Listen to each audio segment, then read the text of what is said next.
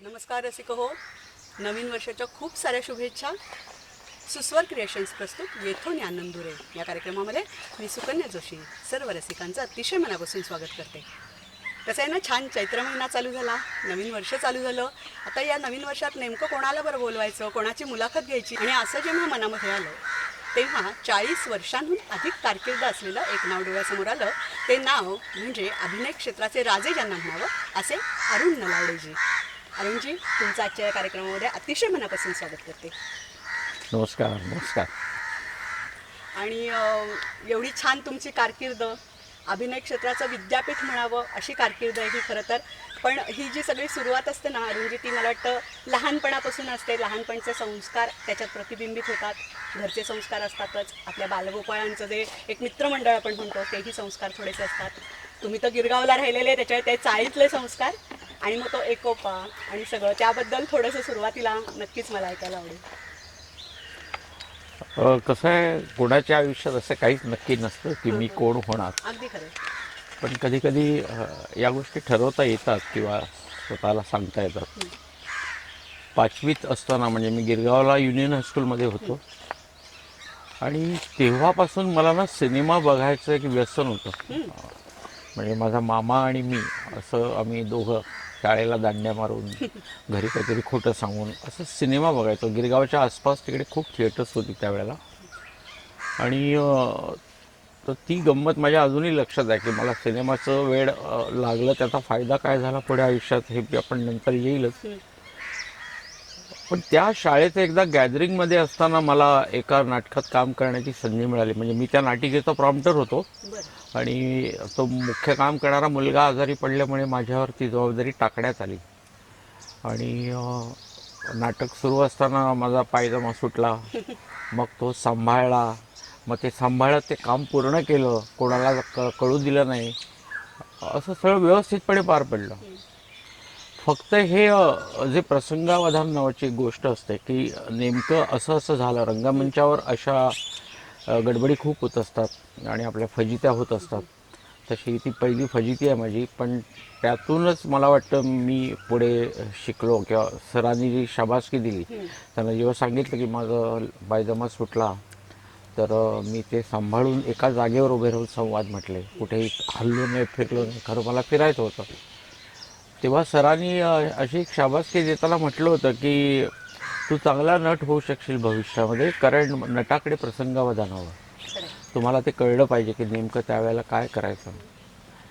आणि काही काही गोष्टी ना आपल्यामध्ये असतात अगोदरपासून, ते कोणी आपल्याला टाकत नाही. ते पूर्वापार किंवा वारशाप्रमाणे ते आपल्याकडे येत असतं. माझे वडील आणि काका नाटकात काम करायचे, पण कॉलनीतल्या नाटकात. पण ते खूप सोशल होते, इतर ॲक्टिव्हिटीज त्यांच्याकडे भरपूर होत्या. भाषा शुद्ध होती. एक तर ते संघवाले, संघाचं वळण मलाही लावण्यात आलं. म्हणजे मी अजूनही संघाच्या विचारांचा आहे.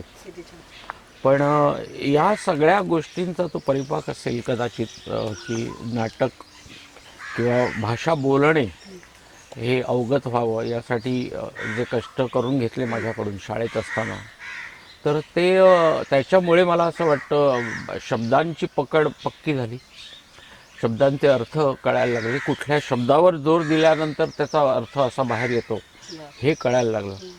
तर हा सगळा प्रवास आहे खरा तर 5वीपासूनचा, आणि तिथपासूनच मी पहिल्यांदा रंगमंचावर उभं राहिलो, आणि तीसुद्धा फजिती होऊन सुद्धा मी त्यातून काहीतरी शिकलो, आणि मग पुढे करत राहिलो. शाळांमधून वेगवेगळ्या शाळा झाल्या आयुष्यात. पण येत होतं कसं मला अभिनय करता येत होतं मला माहीत नाही, म्हणजे आतून होतं ते आपण म्हणून. हां. पण असं मला नंतर खूप वर्षांनी असं जाणवलं की माझ्या सगळ्या मावश्या किंवा आमची आईसुद्धा एखादा पाहुणा घरी आला आणि त्याची पाठ फिरली रे फिरली की त्याची नक्कल करायचा. हो. अगदी जशीच्या तशी, तो कसा बसलेला आहे, तो कसे हातवारे करत होता, तो कसे डोळे करतो, तो कसं बोलतो, कुठे बघतो, असं ते सगळं हुबेहूब करून दाखवले. त्याचं कुठेतरी एक छोटा अंश प्रतिबिंबित झालं त्याच्यामध्ये. माझ्यात आला असेल असं मला वाटतं. अशी ती सुरुवात आहे खरी तर. वा वा वा. म्हणजे ती रुजवात तिथनं झाली की ते आपल्याच अवतीभोवतीची माणसं कशी वागतात, कशी बोलतात, मग ते कुठेतरी अभिनयात तुमच्या पुढे ते प्रतिबिंबित होत गेलं. आपल्याच माणसांमधून एखादे ते आपण म्हणतो तसं ते व्यक्तिमत्व शोधायचं ज्याच्याबद्दल आपण काम करतोय, किंवा म्हणजे तुम्ही तिन्ही क्षेत्रांमध्ये काम केले, नाट्य पण आहे, चित्रपट पण आहे, मालिकाही आहे, तर त्याच्यामुळे प्रत्येक ठिकाणी वेगवेगळं काम आहे ते. पण तरी त्याच्या आधी मला तुम्हाला असं विचारायचं आहे की हे शालेय प्रवासाबद्दल झालं, थोडंसं कॉलेजमध्ये गेलात, मग तिथून BAST मध्ये नोकरी केलीत, तर त्या प्रवासामध्ये मग पहिल्यांदा तुम्ही अभिनय क्षेत्राकडे कधी वळलात? शालेय क्षेत्रात असता असताच बघा, म्हणजे कॉलनीच्या बाहेर एक थिएटर होतं जिथे इंग्लिश सिनेमा लागायचे, आणि त्यावेळेला इंग्लिश सिनेमा बरोबर 1 तास 20 मिनिटाचे किंवा 25 मिनिटाचे असायचे. आणि माझे काका रिझर्व्ह बँकमध्ये नोकरी करत होते. त्यांना सिनेमा बघण्याचं एक प्रचंड व्यसन होतं, आणि घरात कोणाला कळू नये इतरांना की आपण सिनेमा बघायला चाललो आहे, म्हणजे काका, तर ते सोबतीला मला घेऊन जायचे. अच्छा. हाफ चड्डी घालायचं, वरती अक्षरशः गंजी फ्रॉक असायचं, आणि मला म्हणायचं की चल बाहेर जाऊन येऊ आपण. आणि जाऊन तसं अक्षरशः म्हणजे कॉलनीच्या कंपाऊंडच्या बाहेर थिएटर, आणि आम्ही तिथे तो सिनेमा बघायचो. त्यावेळेला सिनेमाचं तिकीट 70 पैसे असायचं, आणि काकांबरोबर सिनेमा बघायचा, आणि रात्रीच्या जेवणाला घरी यायचो. हे कोणाला कळायचंच नाही की हा मुलगा सिनेमा बघून आला आहे किंवा काका सिनेमा बघून आले आहेत. म्हणजे मी त्यांना एक चांगला आधारच मिळालो होतो. आणि या सगळ्या गोष्टींचा परिणाम काय झाला हा पुढे येईल आपल्या चर्चेमध्ये. पण मी त्या सिनेमा, इंग्लिश तर मला त्यावेळेला कळायचं नाही, पण मी तो सिनेमा चित्रातून बघायचो, आणि त्याची चित्रातून काय सांगितलेलं मला कळायचं. आणि कॉलनीमध्ये येऊन, मोठी कॉलनी ती रिझर्व्ह बँक स्टाफ कॉलनी, तर तिथल्या माझ्या सहकाऱ्यांना मी त्याची गोष्ट सांगायचो, पण त्याच्यामध्ये स्वतःचं काहीतरी कल्पनेचं भरायचं, आणि त्याला तो सिनेरिओ सांगायचा. फायटिंग असेल तर फायटिंग दाखवायची, धावतायचं धावायचं ॲक्टिंग करायची, रागायचं असेल, रागावलेलं असेल तर ते राग येण्याची ॲक्टिंग करायची. तर असं ते फुलवायचो मी ती गोष्ट सगळी. तर त्या मुलांना ते इतकं आवडायचं की हळूहळू ते माझी वाट बघायला लागले खाली, की आज मी कुठला सिनेमा बघून येणार आणि आम्हाला कुठली स्टोरी सांगणार आहे. तर असा तो सगळा एक प्रवास होता 7-8 वर्षातला. रिझर्व्ह बँक कॉलनीमध्ये राहताना माझं बालपण असं गेलं. पुढे पुढे मला सिनेमाचं चटक लागली. मी खोटं बोलून पण सिनेमा बघितला, पैसे उचलून पण सिनेमा बघितला, शाळेला दांडी मारून पण सिनेमा बघितला. म्हणजे व्यसन, अक्षरशः मद्याचं व्यसन असतं जसं माणसाला, तसं मला सिनेमाचं व्यसन होतं. अर्थात सगळ्याच व्यसनांचा चांगला परिणाम भविष्यात होतो असं नाही, तर काही काही गोष्टींचा परिणाम भविष्यामध्ये खूप फायदेशीर ठरतो माणसाला. माझ्या बाबतीत तो तसा झाला आहे. अगदीच. मी शाळेमध्ये तिथे पुढे छबिलदासमध्ये गेलो. छबिलदासमध्ये मी 2 वर्ष स्वतः छोट्या छोट्या नाटिका लिहायला लागलो, वा. आणि आमच्या मुलांना घेऊन त्या बसवायला लागलो. आणि प्रवास चालू होता. म्हणजे मी भविष्यात नट होणार वगैरे असं काही स्वप्न मला पडलं नव्हतं, किंवा असं मनाशी ठरवण्याचं ते वयही नव्हतं. पण संघात जायला सुरुवात झाली. एक महत्त्वाचा मुद्दा सांगायचा राहिला, माझ्या बालपणात मी खूप द्वाड होतो. द्वाड म्हणण्यापेक्षा एक चांगला शब्द आहे त्याला, गुंड. तर तसा मी मुलगा होतो, गुंड, अक्षरशः खरंच गुंड होतो. म्हणजे मी फार हल्ली सुधारलो आहे. नाहीतर मला मारामाऱ्या करायला फार आवडायच्या. एखादा माणूस दुसऱ्याला त्रास देत असेल तर त्याला ठोकायला खूप आवडायचं. तर अशा गोष्टी मी खूप करायचो. म्हणजे आमच्या गँग्स होत्या त्यावेळेला. म्हणजे गिरगावला होत्या 5वीत तेव्हा, आणि मग 7वीत 8वीत आलो मुंबईत तेव्हा तेव्हा आमच्या गँग्ज होत्या. त्याच्यानंतर मी पुढे गेलो, एक 15 वर्षाचा झालो, तेव्हासुद्धा आमच्या गँग्ज होत्या, म्हणजे शाळेमधल्या गँग्स. तर इतकी द्वाडपणा, म्हणजे मला सगळ्याच म्हणायचे की हा फुकट जाणार आहे, हा गेला कामातून, आता काही होणार नाही याच्याच्यानी. आणि नेमकं त्याच वेळेला माझा मोर्चा संघाकडे वळला. म्हणजे वडील माझे खूप मोठे कार्यकर्ते होते संघाचे, आणि त्यांनी मला संघात न्यायला सुरुवात केली त्यावेळेला. शिवाजी पार्कला आमच्या शाखा चालायच्या त्यावेळेला, आणि जवळजवळ 5 वर्ष मी जात राहिलो त्या शाखांमधून, शिबिराला गेलो. संघातल्या वातावरणाचा माझ्यावर एक विशिष्ट परिणाम व्हायला लागला हळूहळू. मी आपोआप बदललो त्याच्यात, त्या सगळ्या वातावरणातून. कारण मला तिथे खेळ करायला मिळायचे, त्याबरोबर मस्ती करायला मिळायची, आणि त्याच्याबरोबर मला बौद्धिक खाद्य पण मिळायचं. तर या सगळ्या गोष्टींचा, तीच तर माझी भूक होती खरी, की मी जी वाया घालत होतो बाहेर. पण मला संघातल्या चांगल्या वातावरणात, चांगल्या जागेंमध्ये आणि चांगल्या लोकांबरोबर, मुलांबरोबर ते सगळं मिळत असेल तर मी आणखीन वाईट ठिकाणी कशाला जाऊ, असा एक काहीतरी परिणाम झाला असावा त्यावेळेला. आणि त्याच्यानंतर मी एक 15-16 वर्षानंतर मला असं जाणवायला लागलं की आपण आत्तापर्यंत चुकीचं करत होतो काहीतरी, आता आपलं चांगलं आपल्याला दिसतंय, चांगलं आपल्याला मिळतंय, तर आपण हे का करू नये, असा एक विचार त्यावेळेला. म्हणजे मी पूर्ण त्यावेळेला बदललो नव्हतो, पण असा एक विचार तरी मनाला शिवला होता त्यावेळेला. म्हणजे बघा ना की वातावरणाचा केवढा परिणाम असतो. जिथे राहता तुम्ही, ज्या लोकांबरोबर वावरता, काम करता, ती लोक काय संस्कृतीची आहेत किंवा काय स्वभावाची आहेत, त्याच्यावर आपण घडत असतो.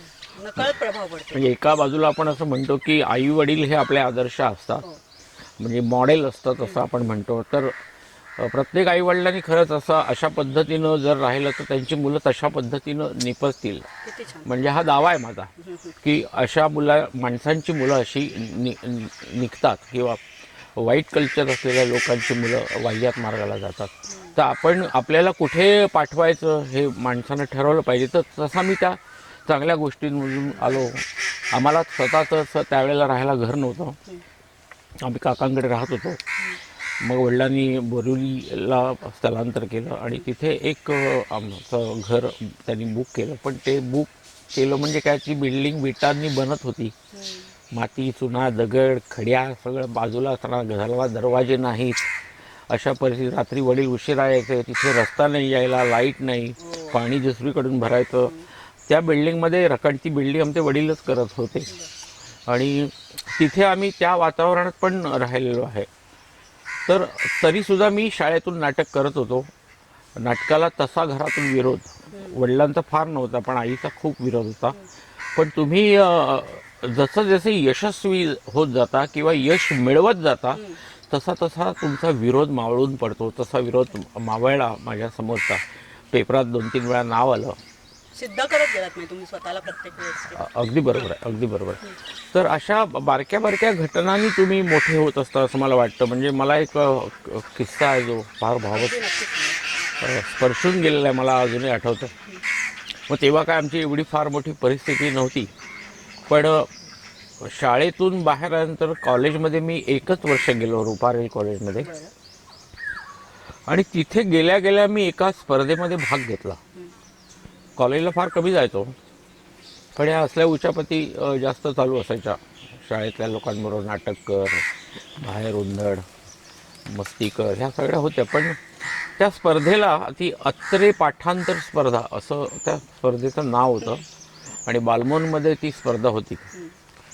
तर मी तो उतारा राधेश्याम महाराज, तो मी नव्हेच, या नाटकांमधला तो मी पाठ केला. वडिलांनी तो माझ्याकडून करून घेतला होता, आणि त्यासाठी मला त्यांनी तो मी नव्हे ते नाटक त्यावेळेला दामोदर हॉलमध्ये दाखवलं होतं.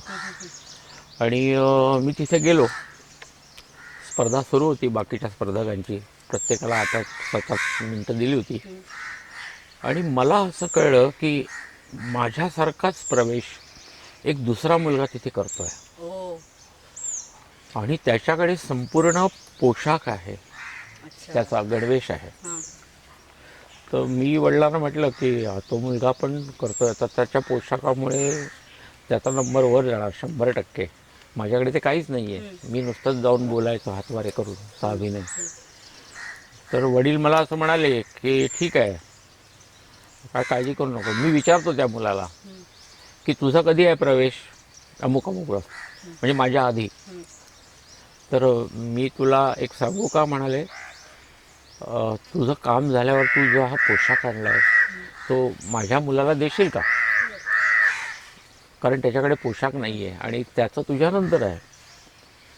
तर तो मुलगा पटकन म्हणाला हो हो काका देईन की.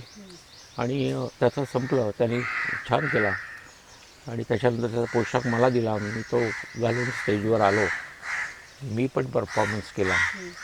पण माझा परफॉर्मन्स त्याच्यापेक्षा जास्त चांगला झाला आणि मला पारितोषिक मिळालं, त्याला नाही. वा वा. तर ही भावना आहे आता बघा, की त्या मुलांनी एका अडचणीत असलेल्या मुलाला मदत केली. निश्चित. त्याने असा नाही विचार केला नाही नाही याला दिलं तर माझं कसं होईल, मग माझं खराब दिसेल. ही भावना शिकायला मिळते की किंवा वडिलांनी दुसऱ्या समोर जाऊन विनंती करणं माझ्यासाठी, अगदी. ही एक भावना आहे. हो. तर ती मी शिकत गेलो ना, माझ्यामध्ये पण ते आलं बरोबर. की असं अडलेल्या लोकांना आपण मदत केली पाहिजे, त्यांच्यासाठी पुढे आलं पाहिजे, दुसऱ्यांचं पण बघितलं पाहिजे, दुसऱ्याच्या दुःखात आपण सहभागी होता आलं पाहिजे.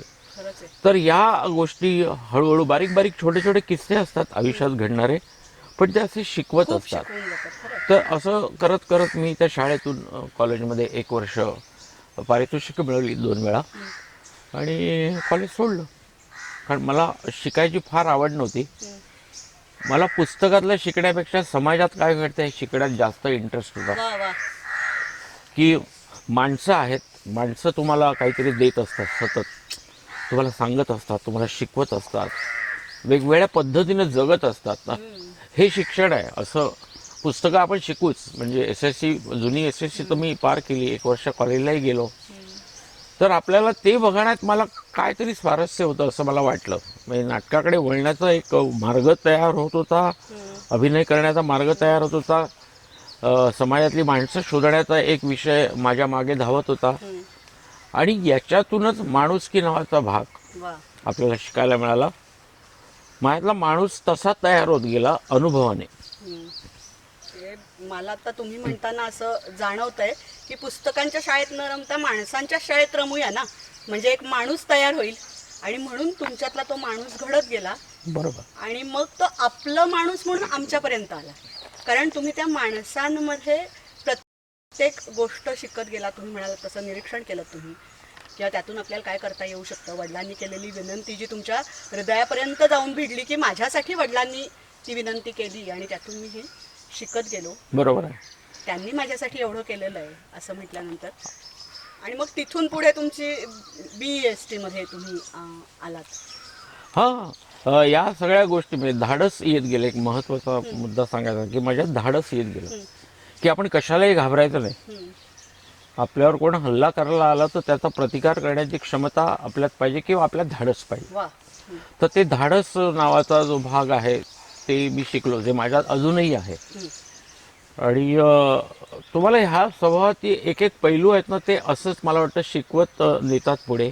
पण तुम्ही माणसांकडे बघायला शिकलं पाहिजे आणि ती माणसांकडून तुम्ही ते घेतलं पाहिजे, मुळात स्वतःमध्ये भिनवलं पाहिजे आणि मग तसं वागण्याचा प्रयत्न केला पाहिजे. किती छान. मग ते वाईट आहे की चांगलं आहे हे कळण्याचा किंवा शोधण्याचा तुम्हाला अधिकार असतोच आणि तुम्हाला त्याची नजर असावीच लागते.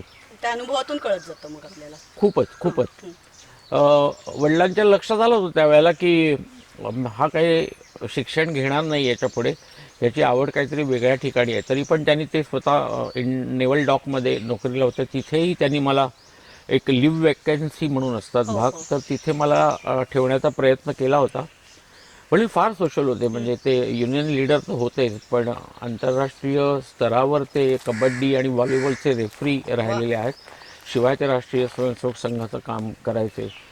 त्याच्यामुळे मला त्यांचा तसा पद्धतीनं फायदा झाला की भाषणं लिहून दे, भाषणं बोलायला शिक, भाषणं समोर लोकांना ऐकव आणि भाषणातून कुठल्या तरी मोठ्या व्यक्तीचा, मोठ्या कार्यकर्त्याचा इतिहास लक्षात घे.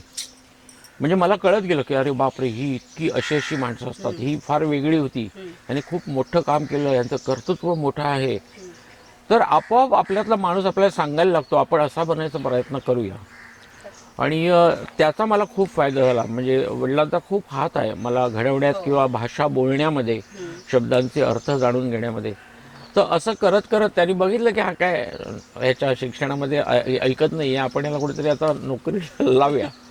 मी त्या नोकरीमध्ये सुद्धा राहिलो नाहीत. वडिलांच्या इथे सुद्धा काय 6 महिने होते, पण त्याच्यामध्ये 3च महिने मी गेलो, 3 महिने बाहेर फिरलो. रमलाच नाही. नाही रमलं. मला क्लेरिकल जॉब आवडत नाही, म्हणजे कारकुनी आवडत नाही. तर वडिलांनी सांगितलं की या पोरामध्ये काहीतरी रग आहे, तर ती आता काढायला पाहिजे बाहेर. कुठेतरी याला अशा ठिकाणी टेक्निकली याला काहीतरी आवड असेल कदाचित.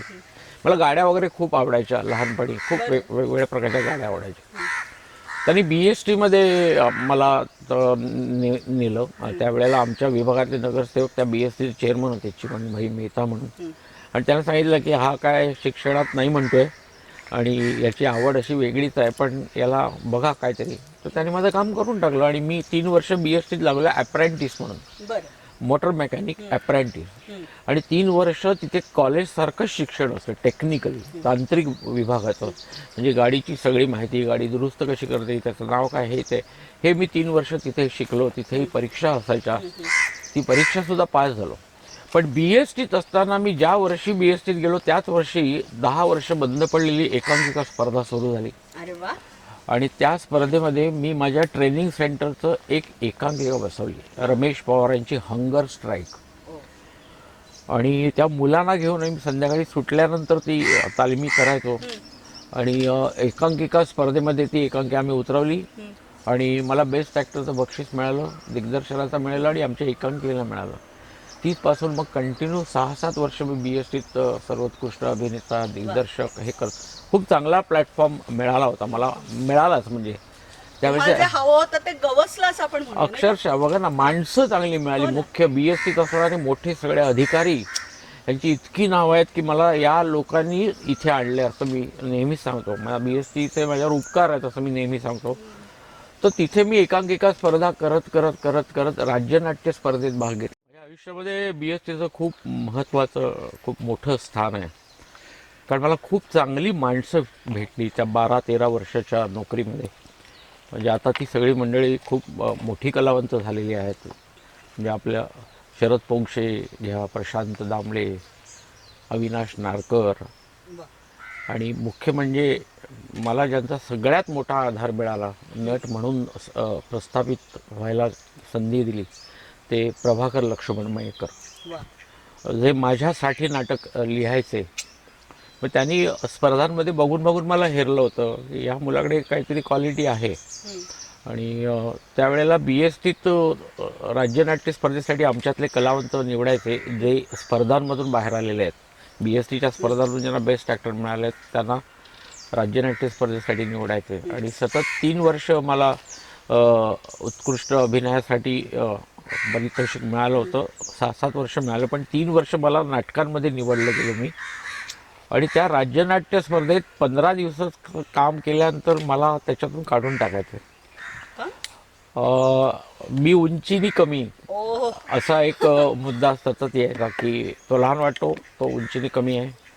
आणि 3 वर्ष मी त्या राज्यनाट्य स्पर्धेत बॅकस्टेज करून माझी हौस मी भागवली. पण मी पडद्याच्या मागे जाऊन रडलेलो आहे की असं का होतं. म्हणजे गुणवत्ता ही कशावर सिद्ध होते हा प्रश्न मला आत्तापर्यंत सुद्धा पडलेला आहे की गुणवत्ता ही तुमच्या उंचीवर आणि तुमच्या दिसण्यावर असते का. आणि मी नाही या निष्कर्षालाच आलेलो आहे. पण त्या 3 वर्षानंतर बेस्ट कला क्रीडा मंडळाचं सदस्य सगळे बदलले, नवीन सेक्रेटरी आले, ज्यांचं नाव मी नेहमीच आदराने घेत आलेलो आहे, कैलासवासी रमेश रणदिवे, जे वस्त्रहरण या नाटकाचे दिग्दर्शक होते. त्या वर्षी ते सेक्रेटरी झाले. 4थ्या वर्षी परत मी बेस्ट ॲक्टरचं बक्षीस मिळवलं आणि मला त्यांनी परत बोलावलं. त्यावेळेला नाटक होतं तात्यासाहेब शिरवाडकरांचं दुसरा पेशवा, बर. बाजीराव मस्तानीवरचं नाटक. हो. मी तेव्हा समजून झालो की या नाटकात मला कोणत्याही परिस्थितीत काम मिळणार नाही, कारण ऐतिहासिक माणसं सगळी पलदंड, उंच, देखणी, तर यापैकी माझ्याकडे तर काहीच नाही, तर ही काय मला निवडणार नाही. त्यामुळे मी पहिल्यांदाच आशा सोडून दिली होती. आणि पहिलं वाचन झालं तेव्हा मलाही वाचायला दिलं. महादेव शास्त्री ह्या 80 वर्षाच्या माणसाची भूमिका होती. त्यामुळे मला निश्चय केला की नाही आपल्याला काही मिळणारच नाही, ठीक आहे.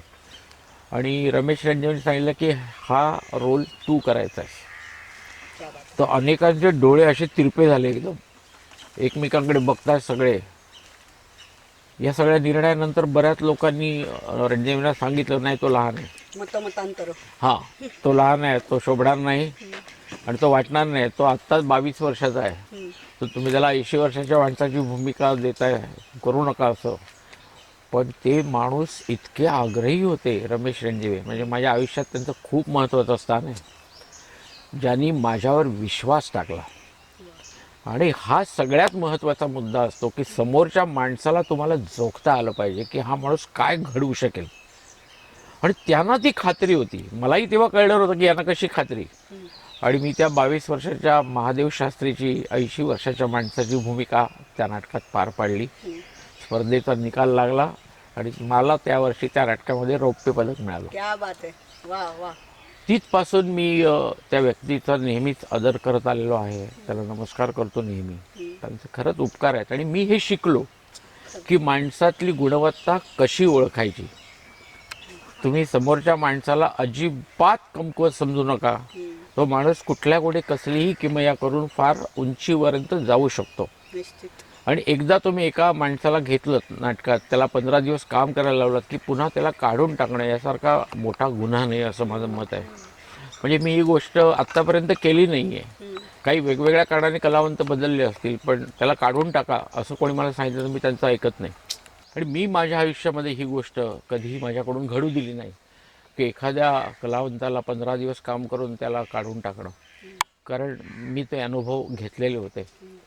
त्यामुळे समोरच्या माणसावर विश्वास ठेवा किंवा तुम्ही माणसातली कला ओळखायला शिका, असं माझं म्हणणं आहे. आणि गेली 5-6 वर्ष आम्ही करत राहिलो, राज्य पुरस्कार मिळवत राहिलो, BSTत एक मोठं नाव झालं. पण आमचे अधिकारी जर चांगले नसते तर कदाचित असं झालं नसतं. आता अधिकारी बदललेले आहेत, आता मानसिकता बदललेली आहे. पण मला व्यावसायिक रंगभूमीकडे ढकलायला बेस्ट कला क्रीडा मंडळ आणि आमचे अधिकारी, माझ्या बरोबर काम केलेले माझे कामगार बंधू, जे मला भरपूर आराम दिला नोकरीच्या सगळ्या काळामध्ये आणि स्वतः काम केलं, तर ही सगळी मदत माणसंच होती. म्हणजे या माणसांमध्ये एक काहीतरी वेगळी क्वालिटी होती की आपला माणूस पुढे जाण्यासाठी त्याचा त्रास आपण घेणं, हा जो भाग आहे हा शिकलो. या माणसाने मला शिकवलं. मी त्यासाठी पुस्तक नाही वाचलं, मी माणसं वाचली. आणि मला तिथपर्यंत व्यावसायिक रंगभूमीकडे ढकलण्यासाठी त्यांनी पाठीमागे हात रेटले असे. तर हा तो सगळा प्रवास BST पर्यंत आहे. जवळजवळ 6 राज्य पुरस्कार मिळवले, खूप मोठं समाधान मिळवलं आणि खूप हजारो माणसं मी आजूबाजूला मिळवली. स्पर्धा करत असताना मी बाहेर सुद्धा नाटक जाऊन बसवायचो, एकांकिका जाऊन बसवायचो. म्हणजे विशेषतः मी नाव घेईन की MSCB, Maharashtra state electricity board, किंवा मुंबई महानगरपालिका, काही बँका, आणि या सगळ्या लोकांना म्हणजे BSCS त्यावेळेला होती, बॉम्बे सबर्बन इलेक्ट्रिक सप्लाय, म्हणजे आताची रिलायन्स. ओके. तिथे माझं खूप मोठं मित्रमंडळ होतं. त्यांची नाटकं राज्यनाट्य स्पर्धेला जाऊन बसवायचे.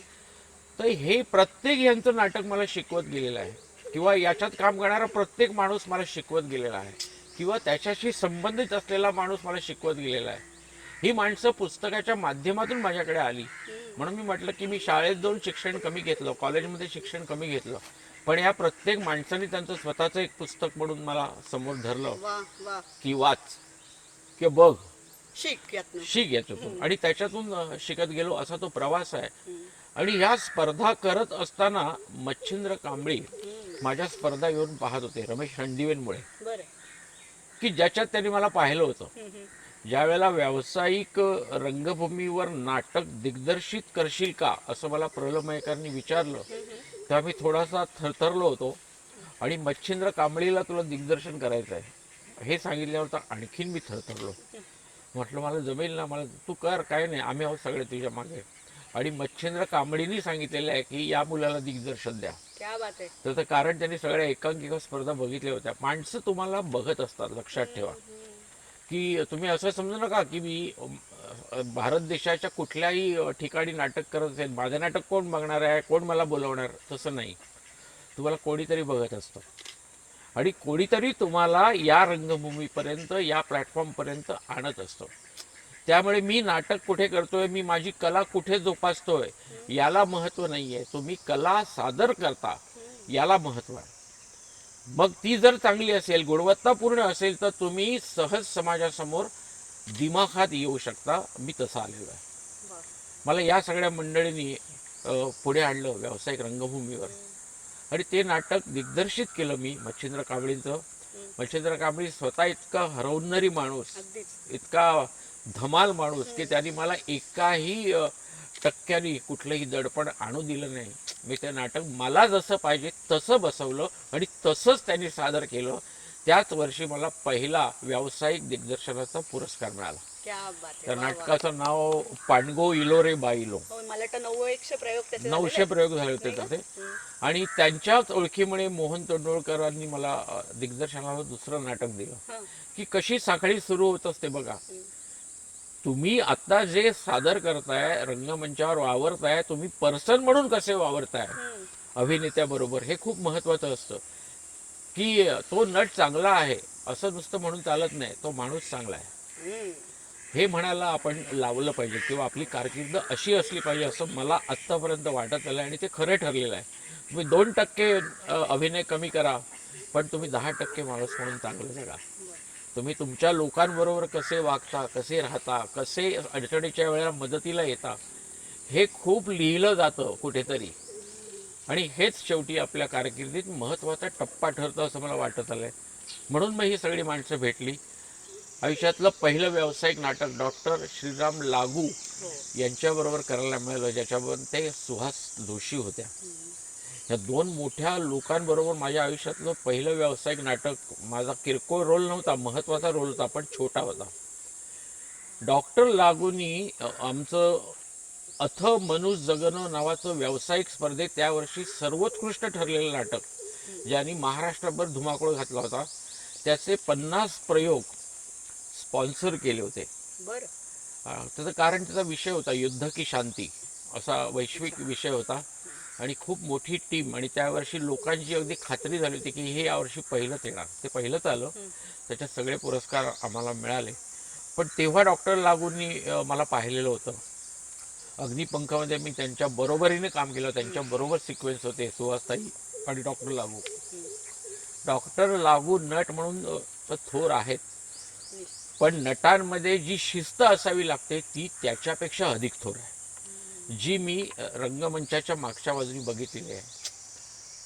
मी मेकअप रूममध्ये बघितलेली आहे की नाटक सुरू होण्याच्या आधी 10 ते 15 मिनटं विंगेत बसणं. सेट लागल्यावर लाईट जेव्हा चालू असतात त्यावेळेला स्वतःच्या घरातून खुर्ची आणायची, तिथे बसायचं. डॉक्टर लागू स्वतःच्या घरातून खुर्ची आणायचे, विंगेमध्ये नाटक सुरू होण्याच्या आधी बसायचे. मी ते मेकअप स्वतः कधी करायचेच नाहीत. रंगमंचा एकदा मेकअप रूममध्ये आले की कपडे बदलले की ते येऊन बसायचे. ते रंगपटामध्ये कधी थांबायचे नाहीत किंवा कोणावर गप्पा मारायचे नाहीत. ते म्हणाले की या वातावरणात शिरल्यावर आपण इथलं होऊन जायचं असतं. मी त्यांना एकदा असं घाबरत विचारलं की काय पद्धती असतात कामाच्या किंवा कामातली शिस्त. म्हणजे डॉक्टर सांगायचे ज्या वेळेला रंगभूमीवर प्रकाश पाझरत असतो तेव्हा जेव्हा तुमचं काही काम नसतं तेव्हा तुम्ही रंगमंचाच्या सान्निध्यात असणं आवश्यक आहे. तिथे पाझरणारा प्रकाश हा तुम्ही तुमच्या डोळ्यात साठवून घ्यायचा असतो. तुमची एंट्रीच्या आधी अगोदरचं कलावंत त्याच्या आवाजाची पातळी कशा पद्धतीने चाललेली ही कानात साठवून घ्यायची असते. आणि ज्या वेळेला तुम्ही प्रवेश करता त्यावेळेला त्याच्या पातळीच्या बरोबर आपण जाऊन आपला आवाज लावला पाहिजे आणि मग हळूहळू नाटक वर नेलं पाहिजे. अशी एक साधारण पद्धत आहे. तर ही मला शिस्त लावून घेतलेली आहे. ही तुम्ही स्वीकारलीच पाहिजे असं माझं म्हणणं नाही, पण मी असं करतो. तुम्ही करून बघा. आणि मी तसं करून बघायचा प्रयत्न केला. म्हणजे मी सातत्यानं करत राहिलो. मी मुलांना सांगत राहिलो की अशा पद्धतीनं काम करा, ही कामातली शिस्त आहे. वा. तर ती तुम्ही आचरणात आणली तर तुमचा प्रभाव किती पटीने वाढेल याचा अनुभव तुम्हाला स्वतःला येईल. तर अशी ही माणसं, सुहासताई म्हणा, त्यानंतर मोहन जोशी, सुधीर जोशी, सविता प्रभुणे, आणि मग एक वेगळा टर्न मला मिळाला. मी प्रशांत दामलेबरोबर काम केलं. प्रशांत दामले, मी BSTत होतो, पण आम्ही समोरासमोर कधी आलो नव्हतो. मी त्याला दिग्दर्शित केलं होतं. पण एकदा तो अनुभव आला की त्याला टायमिंगचा बादशाह असं म्हणतात. बरोबर. म्हणजे मीही म्हणतो कॉमेडी हा माझा स्थायी भावच आहे खरं तर, पण मला ते कोणी सिरियसली घेतलंच नाही. प्रशांतबरोबर काम करताना तो टायमिंग साधतो म्हणजे काय करतो नेमकं हे पाहायला मिळालं. तर ही अशी बरीच मोठी माणसं, यशवंत दत्त, उषा नाडकर्णी, ही सगळी महान महान माणसं माझ्या सान्निध्यात आली. प्रत्येकाचं एक वेगळं काहीतरी एकदम वलय तर वेगळंच, पण त्यांची स्वभाव वैशिष्ट्य प्रत्येकाची वेगळी. ही वेगवेगळी स्वभाव वैशिष्ट्य सुद्धा तुम्हाला शिकवत असतात. वा. तुम्ही नट म्हणून कसे वागता, नट म्हणून कसे बोलता, कलाकारांबरोबर कसे वागता. तर या बऱ्याच गोष्टी आहेत. आता आपण ह्या सगळ्याच घेत नाही, पण याच्यातलं थोडंसं घेतलं चांगलं, त्याच्यातलं थोडंसं घेतलं चांगलं, हे करत करत आपण आपल्याला घडवत असतो. तर या माणसांनी मला ते सगळं शिकवलेलं आहे ना, किंवा मी त्यांच्याकडे बघून शिकलेलो आहे. म्हणजे मी पुढे पुढे तर असं भूमिका जेव्हा मी करायचो, म्हणजे गंमत जम्मत मी आठवतो, ज्याच्यामध्ये मला 13 रोल करायचे होते आणि दुसऱ्या 2 मुलींना पण 13. तर यातल्या 13च्या 13 व्यक्तिरेखा ह्या मी 100 लोकांमधून घेतलेल्या आहेत. क्या बात आहे. म्हणजे 25 लोकांचे 25 वेगवेगळे स्वभाव. एकाचे हातवारे घे, एकाचे डोळे घे, एकाचे बोलणं घे, एकाचा राग घे, तर देहबोली घे, तर याच्यातली थोडी, याच्यातली थोडी, असं म्हणून एक व्यक्तिरेखा तयार करायची. वा वा. मी म्हणून म्हणतो की तुम्ही समाजात पाहत राहा, तुम्ही आजूबाजूला काय घडतंय ते पाहत राहा. आज आपल्याला मिळत नाही ते करायला, कारण आज आपला कान एक बंद असतो आणि हात एक बिझी असतो आणि विचार काहीतरी वेगळ्याच ठिकाणी आपण बघत असतो. बाजूला माणूस मरून पडला तरी आपलं लक्ष जात नाही. अशा वातावरणात आपण आता जगतोय. पण मला असं वाटतं हे चुकीचंच आहे. तुम्ही जेव्हा डोळे उघडाल, कान उघडाल, तेव्हा तुम्हाला आजूबाजूची माणसं दिसतील. गाडीत बसलात, गाडीच्या बाहेरची माणसं दिसतील. लग्नात गेलात, लग्नातले विविध रंगी माणसं दिसतील. हीच माणसं, हेच तुमचं पुस्तक आहे. तर हे तुम्ही बघितलं पाहिजे, तर तुम्हाला तुमच्या व्यक्तिरेखांना आकार देता येईल, त्या उभ्या करता येतील असं मला वाटतं. आणि मी त्याच्यातून माणसं शोधत असतो. मी ह्या सगळ्या गोष्टीपासून अलूफ राहण्याचा प्रयत्न करतो. मोबाईलचा वापर, टेक्निकली कम्प्युटरवर जास्त वेळ बसणं, त्यापेक्षा तुम्ही वाचत राहा, तुम्ही बघत राहा, तुम्ही पाहत राहा, तुम्ही बोलत राहा. आपण बोलत तर हल्ली नाहीच. म्हणजे आपल्याला बोलतं का केलं देवाने असं मला प्रश्न पडलेला. आपल्याला मुखच ठेवलं असतं तर बरं झालं असतं. पण इतकं आपण सगळं हे विसरत चाललेलं आहे. तर त्यामुळे तुम्हाला माणसं दिसत नाहीत, त्यामुळे तुम्हाला व्यक्तिरेखा उभ्या करता येत नाहीत. आम्ही काय करतो, फक्त अंगावरचे वेगवेगळे रंगाचे कपडे बदलतो, माणूस हातला तोच असतो. तर तुम्हाला स्वतःला आमूलाग्र बदलता आलं पाहिजे असं मी म्हणतो. की नुसते कपडे बदललेत म्हणजे अभिनय बदलला असं नाही, किंवा दाढी मिशा लावल्यात म्हणजे अभिनय बदलला असं नाही. वा. तर तुम्हाला माणूस आतून बाहेरून कळला पाहिजे, तेव्हा तर तुम्हाला परफॉर्म करता येईल. तेव्हा तुम्हाला स्वतःला त्याचं समाधान मिळेल की हां, दिस इज ॲक्टिंग. वा वा. परकाया प्रवेश जेव्हा आपण करू तेव्हा तो, म्हणजे मला आता काहीतरी सादर करायचं आहे, पण मग काय करायचं, अभिनय म्हणजे काय करायचं काय, की जो मी नाही आहे तो मी आहे असा एक भास तयार करायचा असतो.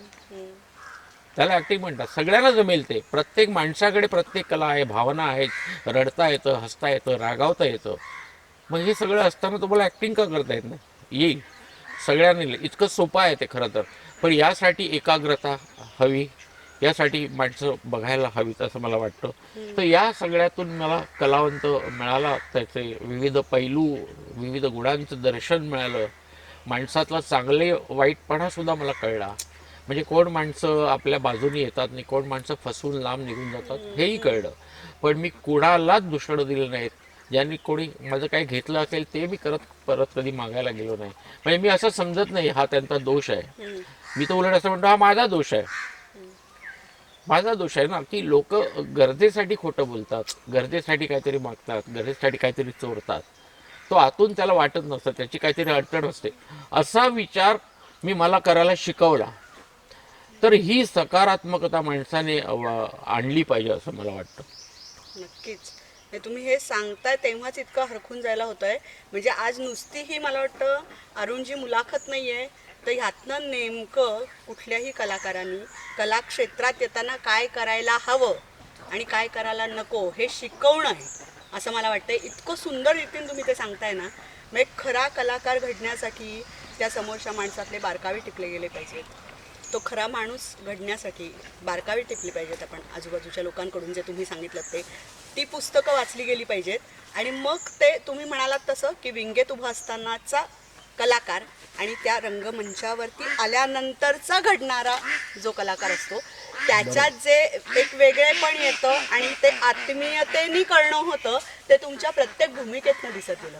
मग ते रंगमंचावरचं तुमचं काम करणं असू देत, पुढे जाऊन तुम्ही चित्रपटांमध्ये तेवढीच उत्कृष्ट कामं केलीत आणि मालिकांमध्ये तुम्ही आत्तापर्यंत कामं करत आहातच. हा सगळा एक प्रवास आहे. या प्रवासाविषयी म्हणजे या तिन्ही क्षेत्रांविषयी नेमके अनुभव किंवा त्याच्याविषयीचं काय वेगळेपण नेमकं तुम्ही अभिनय करताना जपता याविषयी थोडंसं सांगा. मला वाटतं ही तिन्ही जगं आपापल्या पद्धतीने वेगवेगळी आहेत. बरं. त्यातलं सगळ्यात सोपं जग आहे ते मालिकांचं. फार अवघड नाही वाटत मला ते. त्याचं कारण कसं आहे की त्याचा एक स्विचबोर्ड तयार केलेला आहे. त्यातलं हे बटन दाबलं की हे होतं, हे बटन दाबलं की हे होतं. म्हणजे इतकं ते अगदी साचीबद्धपणा त्याच्यात आहे. पण आज ते कलावंतांच्या जगण्याचं महत्त्वाचं साधन झालेलं आहे, हेही तितकंच खरं. म्हणजे आज चॅनल आली नसती तर मला असं वाटतं कित्येक कलावंत उघड्यावर पडले असते. आज अनेक कलावंतांना या चॅनलच्या माध्यमातून कामं मिळाली, वेगवेगळ्या पद्धतीची प्रसिद्धी मिळाली. फक्त कसं आहे, या माणसांनी ना आपलं आयुष्य खूप वेगवान करून टाकलेलं आहे या सगळ्या कलावंतांनी. मग त्यांना विचार करायला वेळ नाही आहे. त्यांना काय करायचं आहे, इथे मला 4 तास काम करायचं आहे, लगेच मोटरसायकल टांग टाकली किंवा गाडीत बसलो, मला दुसऱ्या ठिकाणी जाऊन सिनेमा करायचा, नंतर मला परत धावत जाऊन 3 तासाचं नाटक करायचं, त्यानंतर परत धावत जाऊन सगळे टेन्शन्स. अरे हो, आपल्याला हे पैसे द्यायचे आहेत, ते पैसे द्यायचे आहेत, ही भाडी भरायची आहेत, ती भाडी भरायची आहेत, घरचा हे प्रॉब्लेम आहे. याचा इतका प्रचंड आणि क्लिष्ट गुंता प्रत्येकाने आपल्या आयुष्यात करून ठेवलेला आहे की त्यातून आता त्यांना सुटता येत नाही. पण अभिनयावर त्याचा परिणाम अपसूकपणे होतोच ना. मी तर तेच तर म्हणतोय की हे सगळ्या त्या गोष्टींमध्ये ते इतके गुंतले की त्याला काही सुचतच नाही. नवीन काहीतरी शोधावं, नवीन काहीतरी परफॉर्म करावं, नवीन काहीतरी व्यक्तिरेखा आपल्यातून घडावी, ह्याचा विचार करायला वेळ नाही त्यांना. त्यामुळे ते कोणीही विचार करत नाहीत. मला आता इथे जाऊन 10,000 रुपये मिळणार आहेत, मला इथे जाऊन 5,000 मिळणार आहेत, याच्या हिशोबात सगळे गरका आहेत. तर मला सांगा, या सगळ्यातून चांगला परफॉर्मन्स करण्याची जी एक महत्त्वाची जबाबदारी स्वतःला सांगायची असते ती नाही मिळत आहे कोणाकडे. आणि मला असं वाटतं हा गुंता आता अंतापर्यंत सुटणार नाही आहे. या गुंत्यात अडकण्याच्या आधी याचा विचार करायला पाहिजे. म्हणजे गुंत्यात त्या मी सुद्धा आहे स्वतः, पण तरीसुद्धा मला कळतं की कुठल्या वेळेला किती आणि काय करावं. पण कसं आहे, आता माझ्या वयामध्ये किंवा मी आता जेवढा अनुभव घेतला त्याच्यामुळे मला समोरची लोक खूप सहकार्य करतात, खूप सांभाळतात, मला त्यासाठी वेळ पण देतात. पण आता या वयात, तरुण वयातल्या मुलांना ही सगळी मंडळी तशी मानत नाही किंवा त्यांना तसं सहकार्य मिळत नाही. नाही, तुला इथे बोलवलं ना, ह्या एवढ्या शिस्त एवढे काम करायलाच लागेल तुला, पण ते कुठे ऐकत नाही. आता ही मंडळी स्वतःला मान्यता कधी आणि कशी मिळवून देणार आहेत, आपलं श्रेष्ठत्व गुणवत्ता सिद्ध कधी करणार आहेत? आम्ही ती केली, त्या भूमिकेचा अभ्यास काहीच करत नाही आहेत. हा नुसतं इतकं वेगवान करून टाकलं असं एक हे विश्व आहे मालिका माध्यमाचं. पण ते जगण्याचा अविभाज्य भाग आहे, हेही तितकंच खरं आहे. पण तरीसुद्धा माणसाला मी म्हणतो ना की स्वतःमध्ये ह्या सगळ्या गोष्टी पूर्वीपासून टाकायला पाहिजे होत्या. आता या कॉम्प्युटरमध्ये तुम्ही काहीतरी भरायला जाल तर ते आतमध्ये गडबड करेल. त्यामुळे आता असंच जगण्याची पद्धत त्याच्या पुढेही असणार आहे. पिपासू वृत्ती आली. पण तरीसुद्धा माणसाच्या हातात काही काही गोष्टी असतातच ना. 1-2 धागे तर असतात ओढायचे. तेवढे जरी ओढायचा प्रयत्न केला तरीसुद्धा तुम्हाला याच्यातून काहीतरी चांगलं ती गाठता येईल. वीण एक छान गुंफता येऊ शकते. म्हणजे या माध्यमातून खूप मोठी प्रसिद्धी मिळते आणि दर महिन्याला तुमचं घर खर्च चालावं इतके पैसे मिळतात. आता सध्या लोक आणि मुलं त्याच्यामध्ये समाधानी आहेत, सुखी आहेत असं मी म्हणतो आणि सिनेमाच्या किंवा नाटकाच्या माध्यमाकडे वळतो. मला त्याचा पाया जो आपण म्हणतो नटाचा पाया हा रंगमंचावरच सुरू झाला पाहिजे या मताचा मी आहे. बरं बरं. त्याचं कारण रंगमंचामुळे तुमच्या एकंदरच सगळ्या आयुष्याला शिस्त येते. म्हणजे काही काही माणसं त्यातून बेशिस्त निघतातही, पण शिस्त येते बरीचशी. तुम्हाला भाषेचं महत्त्व कळतं, तुम्हाला आपली भाषा जी आहे ती शुद्ध बोलता येते, आपली संस्कृती आहे ती काय पद्धतीने आपण राबवली पाहिजे याचं एक ज्ञान किंवा भान येतं असं मी म्हणतो. आणि ते तुम्हाला खूप रंगभूमीवर ताटपणे भक्कमपणे उभं राहायला मदत करतं. तर हे रंगभूमीचं एक विशिष्ट माध्यम आहे जिथे कला सादर करताना काही चूक झाली तर त्याला क्षमा मिळत नाही. त्यामुळे तुम्ही अतिशय सतर्क राहता आपल्या कामामध्ये, ज्याचा उपयोग पुढे होतो, त्याची शिस्त ती पुढे उपयोगाला येते. आणि त्याच्यानंतर ते एक तिसरं माध्यम आहे चित्रपटसृष्टी, जे आत्तापर्यंत खूपसं स्वातंत्र्य आहे. आज दिग्दर्शक तिथे महत्त्वाचा भाग ठरला जातो, मालिकेमध्ये तो ठरला जात नाही. तर सिनेमा हे माध्यमच असं आहे की त्याचा डोलारा फार मोठा आहे. म्हणजे आम्ही असं म्हणतो एक सिनेमा उभं करणं म्हणजे एका मांडवामध्ये 5 लग्न करणं, इतका तो डोलारा मोठा आहे. पण सिनेमाला तुम्हाला एक दुसरं भान सगळ्यात महत्त्वाचं असतं की तुम्हाला व्हिज्युअल म्हणतात ना, दृश्य माध्यम. सिनेमा हे दृश्य माध्यमच आहे की तुम्हाला दृश्यातून किंवा त्या चित्रातून तुमची गोष्ट मांडता आली पाहिजे. आणि ज्याच्याकडे ही व्हिज्युअल्स असतात, ज्याच्याकडे अचाट कल्पनाशक्ती असते, तो सिनेमा यशस्वी करतो. तिथे सिनेमा दिग्दर्शकाचा आणि तंत्रज्ञांचा कस लागतो असं मी म्हणतो. आणि तो कस लागला पाहिजे, तंत्रज्ञांचा, नटांचा, दिग्दर्शकाचा, कॅमेराचा, सगळ्या गोष्टींचा कस आणि तिथे ती संधी मिळते असं माझं म्हणणं आहे. तिथे तुम्हाला अभिनय करत असताना कुठल्या लेवलपर्यंत तो करावा, आवाजाची पातळी, तुमची एक्सप्रेशन, तुमची देहबोली, म्हणजे तुमचे हातवारे हे किती करावेत याला एक मर्यादा आहे. या मर्यादांचं भान येतं. नाटकात ते नाही, नाटकात याच्या नेमकं उलटं होतं आणि भाषेला महत्त्व असतं. आज कित्येक लोकांना हेच कळत नाही, कित्येक लोकांना म्हणजे मी तर म्हणतो जवळजवळ 95% लोकांना कळत नाही की तुम्ही डोळ्यातून बोललं पाहिजे. आज डोळ्यातून कोणच बोलत नाही, आज फक्त तोंडातून शब्द बाहेर काढतात आणि हात वेडेवाकडे हलवतात आणि परफॉर्म करतात. पण सिनेमा हे डोळ्यातून बोलण्याचं माध्यम आहे. तेव्हा आम्ही तुमच्या इतक्या जवळ येतो तेव्हा तुमचे डोळे बोलले पाहिजे. जेव्हा आम्ही इतक्या लांब जातो तेव्हा तुमचं अख्खं शरीर बोललं पाहिजे. याचं एक भान नटाला आलं पाहिजे किंवा हे या माध्यमात महत्त्वाचं गणलं जातं असं म्हणतो.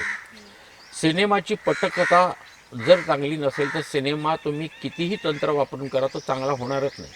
किंवा तुमची गोष्ट बेसिक जी असते ती गोष्ट आणि मग त्याची पटकथा, या 2 मांडणी जर व्यवस्थित नसतील, याच्यावर काम करावं लागतं, कित्येक महिने वर्ष काम करावं लागतं.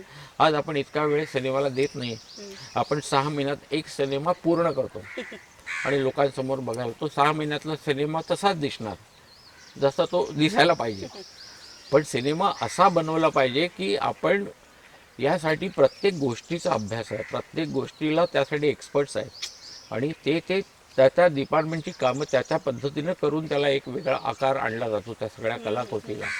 तर अशी ही 3 माध्यमं आहेत आणि मला या सगळ्यांमध्ये आवडणारं माध्यम नाटक आहे.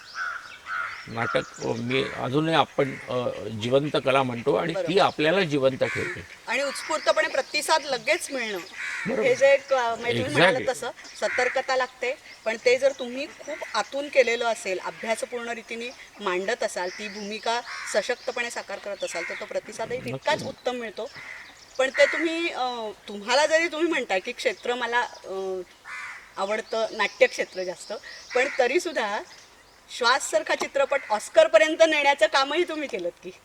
म्हणजे आज जरी क्षेत्र तुमच्या आवडीचं मी म्हणते तसं की नाट्यक्षेत्र आहे, पण सिनेमा क्षेत्रातही तितक्याच ताकदीनं ती भूमिका वटवता येऊन एखादा चित्रपटही तितक्या सकसपणे, जे तुम्ही मगाशी सांगितलं की प्रत्येक कंगोरा आपापलं काम जर उत्तम करेल तर ती एक फ्रेम छान तयार होते आणि मग ते पुढे जातं.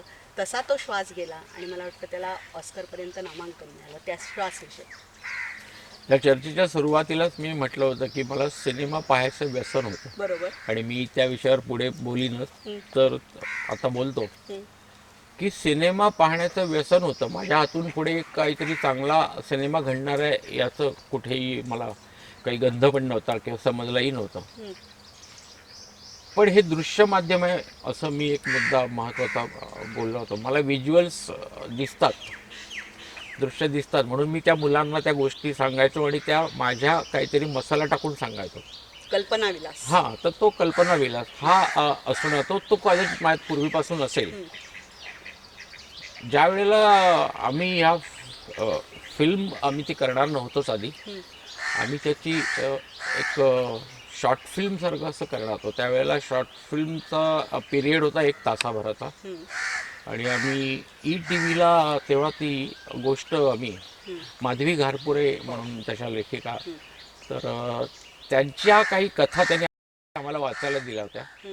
त्या वाचा तुम्ही. तर तेव्हा त्या सगळ्या गोष्टीतून त्यांची ही गोष्ट आम्ही बाजूला काढली होती आणि ती फारच भावली होती, फार आवडली होती. छोटीशी गोष्ट, फार सुंदर. म्हणजे किमयागार असं तेव्हा त्याचं नाव होतं आणि त्या गोष्टीला वाचक पुरस्कार मिळाला होता. बरं. आणि आम्हाला माहीत नव्हतं त्याला वाचक पुरस्कार मिळाला, पण आम्हाला आवडली म्हणजे म्हणूनच त्याला मिळाला असेल. आणि सांगितलं की आम्हाला ही गोष्ट आवडलेली आहे. ती पुन्हा एकदा प्रसिद्ध झाली, किमयागार या नावानं. आम्ही ती गोष्ट वाचली आणि आपण त्याच्यावर टेलिफिल्म करूया असं आम्ही, शॉर्ट फिल्म टेलिफिल्म, आणि आम्ही सबमिट केलं. आमचं ते सँक्शन झालं आणि आम्ही आता तयारी करणार, आम्ही सगळे माझे मित्रमंडळ वगैरे. आणि तेव्हा कळलं की बाबा हा स्लॉट रद्द झालेला आहे. तर मग आम्ही दुःखी झालो, बसलो असे डोक्याला हात करून काय करायचं. तर असाही बोलता बोलता मी मुद्दा सहज काढला की आपण याच्यावर छोटी फिल्म केली तर काय. नाही नाही, ह्याची फिल्म होणार नाही. सगळे म्हणायला लागले ह्याची फिल्म कशी होणार, ही एवढी छोटीशी गोष्ट आहे. म्हटलं पाश्चात्य सिनेमा जेव्हा तुम्ही पाहाल ना तेव्हा तुमच्या लक्षात येईल त्यांचे सिनेमा पण 1.5 तासाचे असतात आणि त्यांच्यातला धागा पण छोटा असतो, पण ते खुलवतात किती सुंदर. हा सगळा लहानपणी हॉलिवूडचे सिनेमा पाहिल्याचा परिणाम आहे.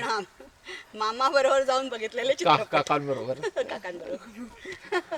तर म्हणून आम्ही विचार करायला लागलो की आपण विचार करूया ना याच्यावर. तुम्ही आत्ता एकदम नाही म्हणू नका. म्हणून माझा आतेभाऊ संदीप सावंत जो यात श्वासच्या सगळ्या मुवमेंटमधला महत्त्वाचा भाग होता, तर तो म्हणाला आपण विचार करू याच्यावर. तो म्हणतोस तो बरोबर आहे.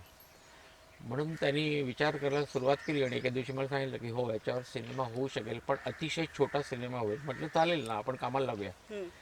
आणि मग आम्ही कामाला लागलो, त्याच्याबद्दलची माहिती गोळा केली. डॉक्टर शैलेश पुणतांबेकर जे पुण्याचे ऑन्कोसर्जन होते, त्यांना फार मुश्किलीने आम्हाला भेटायला मिळालं. त्यांना आधी वाटलं ही मुलं काय करणार आहे, कोण आहे, पण त्या सगळ्या गोष्टींची तयारी आम्ही 1-1.5 वर्ष आधी करत होतो आणि सगळी तयारी करून आम्ही त्यांना सांगितलं. आणि त्यांच्या आयुष्यात घडलेला किस्सा होता तो, जो माधवी घारपुरेंनी ऐकला होता एका सेमिनारमध्ये. आणि एक बाई होत्या त्यांच्या बाजूला बसलेला, त्यांनी तो किस्सा ऐकून म्हटलं अरे काय तो गावंढळ माणूस, तो डॉक्टर बिचारा एवढं त्यासाठी करतोय, तर तो काय गेला पोराला घेऊन पळून गेला. काय अक्कल असते काय लोकांना, एवढं लोक करतात यांच्यासाठी. तर घारपुरे बाईनं त्यातला एक महत्त्वाचा धागा सापडला. त्यांनी नेमका उलटा विचार केला की इतक्या शिकलेल्या माणसाला एका गावातल्या माणसाने येऊन एक जागतिक सत्य सांगितलं, तर हे महत्त्वाचं आहे, हे याच्यात आपण फोकस करूया. आणि ते त्यांनी फार सुंदर रीतीने फोकस केलं होतं, जे आम्हाला आवडलं होतं. आणि मग आम्ही त्याच्यावर काम केलं म्हणजे काय की आम्ही सुरुवातीला शोधलं की हा काय आजार आहे, हा कोणाला होतो, हा किस्सा कोणाच्या आयुष्यात घडलेला आहे. त्या डॉक्टरांना आम्ही शोधलं. आम्ही सगळ्या हॉस्पिटल्समध्ये आमच्या टीमला पाठवलं कॅमेरे घेऊन आणि सांगितलं की तिकडे जाऊन त्या वातावरणाचं चित्रण करायचं. फक्त पेशंटचं करा, OPDचं करा, डॉक्टर्सचं करा, नर्सेसचं करा, वॉर्डमध्ये जा, लांबून शूट करा. ते वातावरण आम्हाला पाहिजे होतं. मग ते वातावरण आम्ही सगळं गोळा केलं. ते मटेरियल खूप मोठं होतं, पण आम्हाला हे करता करता शिकत गेलं ना. आम्ही हॉस्पिटलच्या वातावरणात घुसलो तेव्हा आम्हाला हॉस्पिटल कळलं. आम्हाला तो आजार कळला, आम्हाला ते डॉक्टर समजले, त्यांच्या आयुष्यात नेमकं काय झालं होतं ते कळलं. मग त्याच्यावर आम्ही OPDला जाऊन बसायला लागले आमची मुलं आणि संदीप सावंत. आणि त्या OPDमध्ये लोकांचे, पेशंटचे आणि समोरच्या काय ते कार्यकर्ते, कारकून लोक वगैरे असतात, त्यांचे संवाद नेमके काय होतात ते म्हणजे आमचे डायलॉग. वा. डॉक्टर पुणतांबेकरांच्या डिस्पेन्सरीमध्ये गेलो, त्यांच्या कन्सल्टिंगमध्ये बसलो आणि डॉक्टर म्हणाले तुम्ही फक्त बसायचं, काही बोलायचं नाही, काही विचारायचं नाही. पण मी जेव्हा पेशंटला सांगतो, एखाद्या माणसाला मला सांगायचं आहे तुला कॅन्सर आहे, तर तो मी कशा पद्धतीने सांगतो ते बघा. आणि त्यावेळेला समोरच्या माणसाचे रिॲक्शन टू टीप. संदीप कुलकर्णीला सांगितलं मी जेव्हा बोलतो तेव्हा ऐक. मग आम्ही 2-2, 3-3 तास असे जायचो आणि ते ऐकत बसायचो. ते परफॉर्मन्स आहे. तेच तर मगाशी मी म्हटलं तेच आहे की तुम्ही माणसं वाचा, घुसून काम करणं, ज्याला घुसून म्हणतात घुसून ना. काम करणं, वॉर्डमध्ये राहणं 2-2 दिवस, तो मुलगा शोधणं ज्याला आम्ही 40 दिवस शोधत होतो, तसा मुलगा सापडेना. पण याच्या घरामध्ये दिवसभर कॅमेरा लावून त्याचं सगळं लाईफस्टाईल त्याची शूट करणं, आम्ही ती पाहणं आणि मग आम्हाला तो मुलगा सापडणं. मग त्याला घेऊन गार्डनमध्ये फिरणं, घोडा करणं, खांद्यावर घेणं, त्याला फिरायला नेणं, त्याला खायला देणं, त्याच्याशी ट्यूनअप व्हायला पाहिजे. तर या सगळ्या गोष्टी करत गेलो ना. जेव्हा आम्ही लोकांच्या जवळ गेलो तेव्हा ते मिळालं आम्हाला, तेव्हा ते खरं खरं मिळालं आम्हाला. लोकांच्या जवळपेक्षा मी म्हणेन लोकांमधलेच एक झालात तुम्ही. एक्झॅक्टली. माझे आजोबा होते, मी जेव्हा गावी थांबायचो तेव्हा मी त्यांना भरपूर न्याहाळलेलं आहे. तर त्यातले माझे आजोबा आणि मी श्वासचं शूटिंग ज्या गावात, पाटपुरळे नावाच्या गावात केलं, तिथले जोशी मास्तर, या दोघांचं मिश्रण आहे ते. मगाशी म्हटलं ना की 10 माणसं बघतो तेव्हा मला एक व्यक्तिरेखा मिळते. आज ही 2 माणसं किंवा आणखीन एखादा माणूस, अशा तिघांचं मिळून मिळालेला तो विचारे म्हातारा आहे श्वासमधला. तर अशा पद्धतीनं ते सगळं घडत गेलं. तो सिनेमा करण्यासाठी आमच्याकडे पैसे नव्हते, पण आम्हाला काय करतात येईना. 100 लोकांना तो वाचून दाखवला, 100 लोकांनी धाय रडले. पण त्याच्यानंतर असं एक वाक्य प्रत्येक जण बोलायचं, याच्यावर सिनेमा करू नका, हा कोणीच बघणार नाही, हा बघावासा वाटणार नाही सिनेमा, इतका तो भेदक आहे, तुम्ही नका करू, तुम्ही कर्जबाजारी व्हाल, तुम्ही भिकारी व्हाल, असं सांगायचं. पण सिनेमा आम्ही केला. आम्हाला एका व्यक्तीनं हळूहळू मदत केली, ज्याचं मी नाव फक्त सांगू शकत नाही, पण आज त्यांच्यामुळे श्वास खरा घडला आणि आम्ही तो पूर्ण करायला, म्हणजे त्याचं सगळं पूर्ण करायला कार्यकाळ 3.5 ते 4 वर्षाचा आहे. त्याच्यामधलं 35 दिवस आम्ही शूटिंग केलं 6 महिन्याच्या पिरियडमध्ये आणि तो सिनेमा बनवला. रोज झालेलं चित्रण आम्ही आमच्या हॉलमध्ये संध्याकाळी प्रोजेक्टरवर लावायचं, आज काय शूट केलं आहे बघा, त्याच्यावर चर्चा करायची की नाही हे चुकलं आहे आपलं, हे चुकलं, हे उद्या परत करूया. मग ते उद्या परत करायचं. पुण्यामध्ये आम्ही हे सगळं उद्योग करत होतो. कोकण, मी स्वतः कोकणातला आहे त्यामुळे कोकणाची माहिती मला होती. पण आता ही जी लोकेशन शोधून काढली ते आमच्या मित्रमंडळ कोकणातल्या, त्यांचा वापर झाला. त्यांच्याकडून आम्हाला अशी दुर्मिळ लोकेशन्स मिळाली. श्वासच्या वेळेला तेव्हा ती दुर्मिळच होती, आता ती एक्सपोज झालेली आहे बरीच. पण कोकण चांगल्या अर्थाने दाखवता आलं याच्यासाठी कोकणाचा वास आपल्याला कळला पाहिजे. कोकणाचा सुगंध, कोकणातली माणसं, कोकणातली हवा, कोकणातला समुद्र हे आपल्याला कळलं पाहिजे पहिलं. अनुभवता आलं पाहिजे ते. तेव्हा आपण ते जास्त चांगलं दाखवू शकतो की हे चांगलं आहे. ते आम्ही कॅमेऱ्याने चांगलं दाखवलंय. संजय मेमाणे आमचे कॅमेरामन. तर अशी सगळी चळवळी वळवळी माणसं एकत्र येऊन तो श्वास घडला. जेव्हा आम्ही तो तयार केला तेव्हा त्याला साऊंड बिऊन काहीच नव्हता, कुठल्याच प्रकारचा साऊंड नाही, डायलॉग नाही, हे नाही. आपण म्हटलं टेस्ट करूया म्हणून आम्ही दाखवलं एका प्रोजेक्टरवर. एका 20 माणसांना दाखवलं असेल एका बंद खोलीत. सांगितलं नाही याची गोष्ट तुम्हाला काहीच माहीत नाही, पण हे बघा, तुम्हाला याची गोष्ट सांगता येते का आम्हाला सांगा, तुम्ही बघा. म्हणजे त्यांनी बघितला. 1 तास 46 मिनिटाचा पिरियड होता तो. आणि त्यातल्या जवळजवळ 16 लोकांनी त्याची गोष्ट सांगितली. म्हणजे चित्रातून तुम्हाला सिनेमा दिसला. ही काय नशीब आहे, म्हणजे हे आम्हाला कुठून सुचलं काय माहित नाही मला. देहबोलीतला अभिनय बोलला. एक्झॅक्टली. तर तो परफॉर्मन्स, खरे. तर तो त्याच्यातून लोकांनी गोष्ट जेव्हा सांगितली तेव्हा मी म्हटलं हा सिनेमा यशस्वी आहे आपला, आपण करायचा होता पुढे. मग त्याला खूप काळ गेला, त्याला पैसे हळूहळू मिळत गेले त्या व्यक्तीकडून, आम्ही थोडे थोडे घातले आणि मग तो सिनेमा बनवला आणि तो झालाच यशस्वी. म्हणजे तो प्रीमियर करायला सुद्धा आम्हाला खूप कष्ट पडले, आम्हाला कोणीच उभं करेना. पण आम्ही एक क्लुप्ती केली होती श्वासच्या वेळेला की जवळजवळ 16 का 17 मोफत शो आम्ही लोकांमध्ये लावले, तळागाळापासून ते अगदी उच्चभ्रू लोकांपर्यंत. आणि त्या लोकांना तो सिनेमा आम्ही अगोदर दाखवला होता रिलीज व्हायचा आणि खूप मोठ्या मोठ्या लोकांनी बघितलेला, खूप लोकांनी नावाजलं. म्हणजे काही काही माणसं तर आम्ही थिएटरच्या बाहेर पडल्यावर फीट येऊन खाली पडली होती, ज्यांच्या आयुष्यात तशा घटना झाल्या होत्या. तर अशी माणसं पण बघितली. म्हणजे ती माणसं म्हणत होती अगोदर, ती बरोबर होतं की तो हा बघवणार नाही सिनेमा. आणि अशा विशिष्ट वेळेला असं वाटतं की नाही रे बस आता आता नको, आता नको. पण तरीसुद्धा तो सिनेमा शेवटापर्यंत तुम्हाला बघवतो आणि शेवट जो सांगून जातो एक सुंदर सत्य माणसाकडे किंवा जगाकडे, निसर्गाकडे, माणसाच्या आयुष्याकडे बघण्याचा एक वेगळा दृष्टिकोन तुम्हाला देतो. हा त्याचा ग्रेटनेस होता, जो छान पद्धतीनं चित्रातून आला होता. आणि असं कसं आहे, एखादी गोष्ट असते ना ती आपण स्वतःहून त्या मोठेपणाकडे जाते. तिला ढकलावं लागत नाही, रेटावं लागत नाही, काही करावं लागत नाही. फक्त तुम्ही ते ठरवलं पाहिजे की काय पद्धतीने त्याचा प्रवास चालू ठेवावा. अनेक अडचणी आल्या, संकट आली, सगळं आलं. म्हणजे पण तरीसुद्धा आमच्या मनाची ठाम समजूत होती की हा सिनेमा यशस्वी होणार, हा ऑस्करकडे जाईल, हा नॅशनल अवॉर्ड मिळवेल, याबद्दल अजिबात माहीत नव्हतं किंवा त्यासाठी म्हणून आम्ही तो केला नव्हता. आम्ही एक चांगला सिनेमा केला, कारण आम्ही श्वास केला तेव्हा आजूबाजूला अनेक चांगली माणसं होती की ज्यांनी ते बनवू शकले असते, आमच्यापेक्षाही चांगला बनवू शकले असते. पण आम्ही फक्त त्याच्यामध्ये एकच वेगळेपण केलं की आम्ही धाडस केलं की अशा पद्धतीचा सिनेमा लोक बघू शकतात आणि तो यशस्वी होतो, एवढंच धाडस केलं. बाकी गुणवत्ता असलेली माणसं आमच्यापेक्षा खूप आहेत आपल्या इंडस्ट्रीत खरंच. पण तुमची श्रद्धा प्रबळ होती आणि मला वाटतं ताऊन सुलाखून त्यातनं तुम्ही सगळ्या पद्धतीने निघालात आणि तो ऑस्करपर्यंत म्हणून गेला, त्याला नॅशनल अवॉर्ड पण मिळालं. बरोबर. आणि एवढं सगळं करत असताना तुम्ही आत्ताच्या काळाशीही जुळवून घेत गेलात. तुम्ही बॉलिवूडमध्ये सिम्बा केलात किंवा वेब सिरीजही केलीत, तर त्याबद्दल थोडंसं. हिंदी चित्रपटसृष्टीत बऱ्याचदा बोलावून सुद्धा मी गेलो नव्हतो खरं तर. कारण मला असं वाटायचं की आपण जाऊ तर एक चांगल्या रोलनी जाऊ. मी स्वतः हिंदी हिंदी चित्रपटसृष्टीत फार तसा रुळणारा माणूस नाही आहे. कारण मला माझ्या मातीतलं, माझ्या माणसांमधलं वातावरण मला नेहमीच भावतं. मी तिथे रमतो, मी तिथे खुलतो.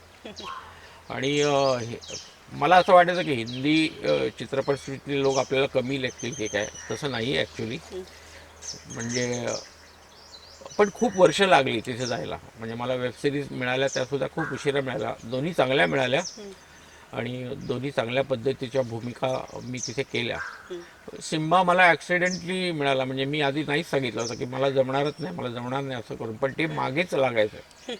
आणि सगळ्यांनी मिळून, म्हणजे रोहित शेट्टींनी असं सांगितलं की नाही त्यांनाच बोलव, आपण ॲडजस्ट करू.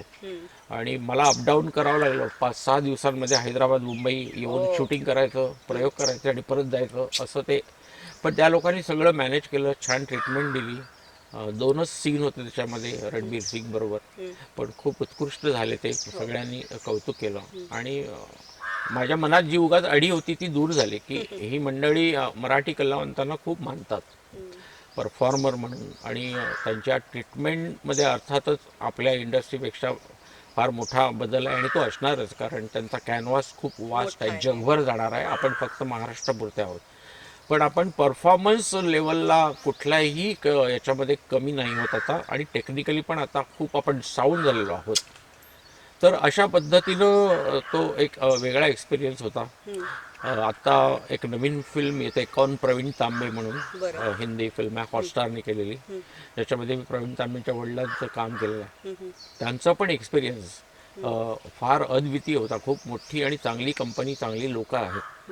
म्हणजे कसं आहे, आपण त्या लोकांबरोबर काम केल्याशिवाय आपल्याला चांगल्या वाईटातला फरक कळत नाही. आता कळलं की ती सगळी चांगली माणसं असतात आणि तुमचा आदर करतात ती. आपण पण त्या पद्धतीनं त्यांना सामोरं गेलं पाहिजे. तुम्ही जेव्हा हातात सुरा घेऊन जाल तेव्हा समोरचा माणूस तलवार घेऊन येणारच. तुम्ही जेव्हा पुष्पगुच्छ घेऊन जाल तेव्हा तो एखादं छानपैकी तुम्हाला एक सुंदर गिफ्ट घेऊन समोर येईल. असं आपल्याला आपण वागलं पाहिजे असं मला वाटतं. ही इंडस्ट्री चांगली आहे, म्हणजे वाईट चांगल्या गोष्टी सगळीकडे असतात, तशा या इंडस्ट्रीज आहेतच. पण आपण त्यातलं काय घ्यायचं हे ठरवण्याचा अधिकार आणि हक्क आपल्याला आहे, आपल्या हातात आहे. ते तुम्ही चांगलं शोधत राहा, तुमच्याकडे चांगलंच येणार आहे. कुठल्या म्हणजे नकारात्मकता घेऊन गेलं तर तुमच्या वाट्याला तेच येणार. सकारात्मकता घेऊन गेला तर तुमच्यासमोर पॉझिटिव्हिटीच धावत येणार आणि तुम्हाला ते घेऊन जाणार. बरं, असं ही इंडस्ट्री शिकवते, शिकवलं आहे बरंच मला. म्हणजे अजूनही असं वाटतं की आपण परिपूर्ण नाही करत, आपण अजून 10-15% अजून शिकलं पाहिजे. पण शिकत राहीन, माझ्या स्वभावाप्रमाणे मी सगळं बघत जाईन, करत जाईन, तेव्हा तेव्हा ते मिळत जाईल मला. बरोबर आहे. आणि तुम्ही ते समाजात वावरताय, अजून त्या माणसांचा अभ्यास करताय, हे करत असताना त्या समाजाचं आपण एक ऋण देणं असतो, असं कुठेतरी असतं. एक सामाजिक भान, क्षेत्र कुठलंही असू दे, आता आपण अभिनय क्षेत्राबद्दल बोलतो, पण क्षेत्र कुठलंही असलं तरी आपण एक समाजाचं काहीतरी देणं लागतो. असं प्रत्येकाचं असावं मत, या मताची मी आहे. श्वास जेव्हा झाला त्याच्यानंतर तुम्ही श्वास फाउंडेशन काढलं होतं, त्याविषयीचं मला तुम्हाला थोडंसं विचारायचं आहे, कारण ते सामाजिक भानही तुम्ही जपलं त्या माध्यमातून. तर त्या सामाजिक भानाविषयी थोडंसं. श्वास फाउंडेशन काढलं म्हणजे आम्हाला अमेरिकेला ऑस्करला जाण्यासाठी ते पैसे आपल्या देशातल्या समाजाने दिले होते. त्याच्यामध्ये अनेक लोक होती, बरं. म्हणजे मोठे राजकारणी, महाराष्ट्र शासन, विशेषतः बाळासाहेब ठाकरे यांचं नाव आम्ही प्रामुख्याने घेईन, ज्यांनी पहिला हात दिला आम्हाला. गाडी धुणारा माणूस असेल, कंदील बनवणारी शाळेतली मुलं असतील, चामड्याच्या चपला शिवणारा, त्यांना पॉलिश करणारा पॉलिशवाला असेल, या सगळ्या माणसांनी 10 रुपये असेल 10 रुपये दिलेत, याची सगळी नोंद आमच्याकडे आहे. अमेरिकेला गेलो आम्ही, ऑस्करसाठी पैसे खर्च झाले, पण त्यातले बरेच पैसे उरले. आणि फाउंडेशन तसंच राहिलं तर करायचं काय. आधी असं वाटत होतं की समाजाने हा सिनेमासाठी दिलेला पैसा आहे, आपण तो सिनेमा करूया त्याचा चांगला. पण मला असं वाटलं नाही, आपण सिनेमा न करता हे समाजानं आपल्या चांगल्या कामासाठी दिलेलं दान आहे, आणि ते समाजाला आपण परत केलं तर मोठा विचार. की ही भावना रुजेल. उद्या आमच्या नंतर आणखीन कोणीतरी सिनेमा करणारी माणसं आली आणि त्यांना अशी अडचण आली तर समाज पुन्हा ताटपणे उभा राहील. त्यांची विश्वासार्हता जी असते ती वाढीला लागेल. ही भावना आहे सकारात्मकतेची, ती वाढीला लागेल. वा. म्हणून मला अशा डोक्यात एक असं झालं की आत्ता आपण श्वासच्या निमित्तानं पूर्ण महाराष्ट्र किंवा भारताचा काही भाग फिरलो, आणि आपल्या लोकांना अनेक शाळातून विद्यार्थ्यांनी मुलांनी पैसे काढून दिले, त्यांचे लिस्टिंग केलं. सामाजिक संस्था बऱ्याचशा माहीत झाल्या होत्या, त्यांना लिस्ट आउट केले. आणि आमच्याकडे जे पैसे होते, म्हणजे एका शाळेने आम्हाला ना 40,000 रुपयाची मदत केली होती, त्यांना आम्ही 80,000 रुपये परत केले. अशी छोटी छोटी मुलं, त्यांच्या त्या कामातून कंदील मिळवलेले 11,000 रुपये दिले, त्यांना आम्ही 22,000 रुपये दिले. सगळ्यात मोठी मदत आम्ही महाराष्ट्र शासनाला चित्रपट विभागाला दिली, 35 लाख रुपये. वा. की चित्रपटातल्या तंत्रज्ञाना पारितोषिकाचा विचार केला जात नाही, तो सुरू झाला पाहिजे. तर आत्ता त्याचे पुरस्कार खूप मोठे आहेत. आता बरोबर. आम्ही 35 लाख रुपये दिले. टाटा कॅन्सरला आम्ही साधारण 5 लाख रुपये दिले. टाटा एड फाउंडेशनला दिले 3-3.5 लाख. आणि अनेक अनाथ मुलं, स्त्रिया किंवा तळागाळात जाऊन काम करणारी माणसं, विशेषतः आपलं घर फणीकरांचं, तर अशा माणसांना आम्ही मदत केली, त्यांना शोधून काढले की या माणसाचं काम आहे, या माणसांचं काम आपण केलेल्या कामापेक्षा श्रेष्ठ आहे, आणि या अवस्थेत सुद्धा त्यांनी आपल्याला मदत केली, तर आपण त्यांचे ऋणी राहिलं पाहिजे. तर अशा 22 सामाजिक संस्था आणि महाराष्ट्र शासन यांना ते पैसे आम्ही सगळे परत देऊन टाकले. शासनाला आम्ही हिशोब दिला, सगळा लोकांसमोर डिक्लेअर केला, आणि निळूभाऊ फुलेंच्या हस्ते हे सगळं आम्ही लोकांना प्रदान केलं, दिलं, मान दिला त्यांना. आणि इतकं समाधान मिळालं ते सगळं केल्यावर की असं जगलं पाहिजे माणसाने. ज्या वेळेला श्वासचं शूटिंग ज्या गावात झालं पाटपरोळेमध्ये, तिथे आम्हाला तोच रोग असलेली 2.5 वर्षाची मुलगी आम्ही दत्तक घेतली होती, जिला आम्ही पुढे 2-2.5 वर्ष जगवलं. तिच्या नावाने त्यावेळेला आम्ही 15 वर्षापूर्वी 3.5 लाख रुपये फिक्स केलेले. तिच्या वडिलांचं कर्ज होतं ते फेडलं, त्यांची रिक्षा परत आणली, आणि तिला मुंबईला हॉस्पिटलला आणून डॉक्टर संजय ओग त्यावेळेला डीन होते, त्यांनी आम्हाला या सगळ्या गोष्टी सहकार्य केलं. श्वासमध्ये जशा घडलेल्या घटना होत्या तशाच घटना आम्हाला जगाव्या लागल्या. म्हणजे मी नेहमी असं म्हणतो, नाटक करा, कुठलं साहित्य वाचा, सिनेमा करा, मालिका करा, तुम्हाला फक्त जे तुम्ही सादर करताय तसं जगता येतं का बघा. वा. हे जगता येणं कठीण आहे. हम्म. जे आम्ही साधण्याचा प्रयत्न केला की नुसता आम्ही त्या विचारांचा सिनेमा करून राहिलो नाही, तर आम्हाला तशा प्रसंगाला स्वतःला आम्ही समोर उभं केलं आणि आत्ता दाखव तुझी हिंमत, असं आम्ही स्वतःला सांगितलं. तसं जगलो. त्या मुलीला जगवलं 2.5 वर्ष. तिच्या ट्रीटमेंटकडे त्यांच्या घरातल्याने दुर्लक्ष केल्यामुळे ती मुलगी गेली. पण आज तिला 2.5 वर्षाचं आयुष्य तर दाखवलं.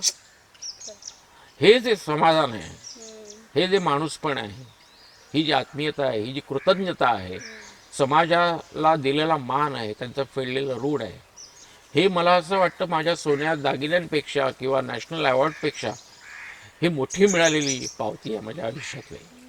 ऑपरेशन एकदा रद्द झालं जसं श्वासमध्ये होतं आणि परत 4 दिवसांनी तिचं ऑपरेशन ठरलं होतं. डॉक्टर सांगितलं की आज आपण ऑपरेट करतोय. तिला थोडे छातीमध्ये काहीतरी कफ होता म्हणून ते ॲनेस्थेशिया देऊ शकत नव्हते, असं घडलं होतं. आणि डॉक्टर म्हणाले की बघूया आपण जीवन मरणाच्या रेषेवर आहोत, पण मी प्रयत्न करतो की आपण एक डोळा वाचवू म्हणून. आणि त्या मुलीचं ऑपरेशन झालं आणि तिला ऑपरेशन थिएटरमधून बाहेर त्या वॉर्डमध्ये आणलं. एक डोळा असा बांधलेला होता आणि डॉक्टरने सांगितलं आपण एक डोळा वाचवलेला आहे. आम्ही आता ही सगळी जी माहिती आता तुम्हाला जी सांगितली, याची आम्ही जाहिरात केली नाही कुठे. कुठल्या प्रेसवाल्याला बोललो नाही, कुठल्या इतर मित्रमंडळींना आम्ही बोललो नाही. आम्ही म्हटलं काम करायचं आपण, चांगलं काम आहे, आपल्याला स्वतःला समाधान हवं आहे. निश्चित. मग ते यशस्वी झालं तर मग आपण लोकांना सांगू, समाजाला कळू दे. एक असं चांगलं काम आपण केलं पाहिजे प्रत्येक कलावंतांनी. आणि आम्ही त्या मुलीच्या नावाने पण आम्ही पैसे ठेवले होते. ते वडील सगळे आले होते आणि त्यावेळेला त्या डॉक्टर पण सगळे असे उभे होते. आम्ही त्यावेळेला त्या मुलीला असं उचललं हाताने मी, आणि त्यावेळेला एक कॅमेराचा फ्लॅश आमच्यावर पडला. कोणी काढला आम्हाला काय त्यावेळेला कळेना. आणि दुसऱ्या दिवशी लोकसत्तेच्या फ्रंट पेजवर एक छान बातमी होती. त्या मुलीला असं उचललेलं आहे, सगळे आजूबाजूला लोक उभे आहेत, आमची कलावंत मंडळी उभी आहेत आणि खाली एक छान टायटल दिलं होतं की श्वासला ऑस्कर. वा वा वा.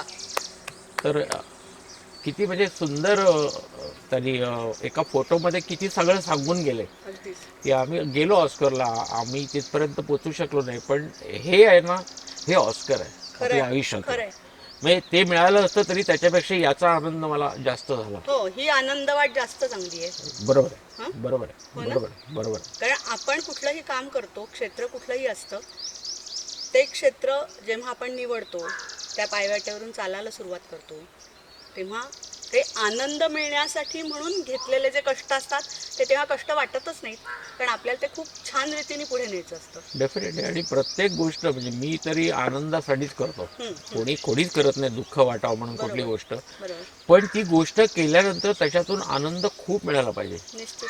आणि असं जेव्हा सारखं वाटत राहतं ना, तेव्हा मला असं वाटतं की आपल्याला परमेश्वराने भरपूर आयुष्य द्यावं आणि आपल्या हातून असा आनंद आपल्याला वरचेवर मिळत राहावा, बरोबर. आपल्यापासून इतर लोकांना मिळावा निश्चित. आणि एक सगळं जग आनंदी व्हावं, हाच त्याचा हेतू आहे खरं तर. आणि तेच या कार्यक्रमाचे उद्दिष्ट आहे की येथून आनंद रे, म्हणजे आपण जे काम करतोय त्याचा आनंद आपल्याला मिळावा आणि तुम्ही म्हणालात तसं आपल्यामुळे दुसऱ्यांनाही मिळावा. बरोबर आहे, बरोबर आहे. यात जे समाधान आहे ते समाधान आयुष्यात बाकी कुठल्याच गोष्टीत नाही. ती श्रीमंती बाकी कशातच नाही. खरं. आणि त्याच्यामुळे तुमचं हे अभिनय क्षेत्र जे आहे, म्हणजे प्रत्येक भूमिका ती निवडताना रसिकांना एक नवीन विचार त्या भूमिकेतून कसा देता येईल हा तुम्ही विचार कायम केलात. त्याप्रमाणे ती भूमिका अगदी बारकाईने वटवलीत प्रत्येक भूमिका. त्याच्यानंतर मला असं स्वतःला वाटतं की साहित्य आणि समाज ह्याचं अचूक भान तुम्ही राखलं आणि ती भूमिका साकारलीत. कारण काय आहे की समाजातलं तुम्ही जे मगाशी बोलत होतात की समाजातलीच एखादी व्यक्तिरेखा किंवा 2-3 व्यक्तिरेखांचा मेळ तुम्ही एखादी भूमिका वटवण्यासाठी केलेला आहे आणि ते साहित्य होतं समोर, ती संहिता होती समोर, त्याचे ते साहित्य आणि समाज याचं अचूक असं भान तुमच्या प्रत्येक भूमिकेमध्ये दिसतं आणि म्हणून ते आम्हाला आपल्यातलंच आहे हे कोणीतरी असं प्रत्येक वेळी जाणवत राहतं. आणि अरुणजी, इतक्या कलाकृतींची अभ्यासपूर्ण जेव्हा भूमिका मांडली जाते, ते काम केलं जातं, मग त्याची निवड म्हणजे मुळात तुम्ही ती निवड करता की मी याला हो म्हणू या भूमिकेला का नाही म्हणू. त्यावर केलेला जो तुमचा विचार असतो तो विचार, मग दिग्दर्शीय विचार की त्यांचा नक्की काय बरोबर. विचार आहे, त्याच्यावर तुम्ही पुन्हा केलेलं काम, तुम्हाला बाकीच्या लोकांचा मिळालेला जो एक आपण म्हणतो ना की सर्व परिपूर्ण एखादी कलाकृती व्हायला सगळ्यांचा हातभार असतो, ते मिळालेले हातभार. आणि यातून म्हणजे तुम्ही नाट्यक्षेत्र असू देत, चित्रपट क्षेत्र असू देत किंवा मालिकांचं क्षेत्र असू देत, कुठलंही क्षेत्र असू देत, त्या प्रत्येक क्षेत्रामध्ये गेली 40 वर्ष यशस्वी रीतीनेच उभे आहात.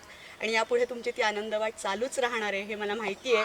आणि या आनंदवाटेवरती अजून एकच मला तुम्हाला फक्त विचारायचं आहे की तुमची म्हणजे असं असतं ना की आत्ता मी हे करतोय, हे तर सगळं छान आहेच, यातनं मला आनंद मिळतोय, मी लोकांना आनंद देतोय, पण अजून एक काहीतरी मला असं करायचं आहे की हे निश्चित पुढे लोकांना उपयोगी पडेल, असं काही आहे का मनामध्ये?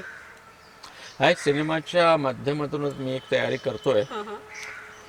एक नायिका प्रधान सिनेमाची आम्ही तयारी करतोय. म्हणजे आता आपल्या जगामध्ये एक भीषण संकट कदाचित भविष्य काळात येईल असं वाटतंय, आणि ते संकट पाण्याशी संबंधित असेल.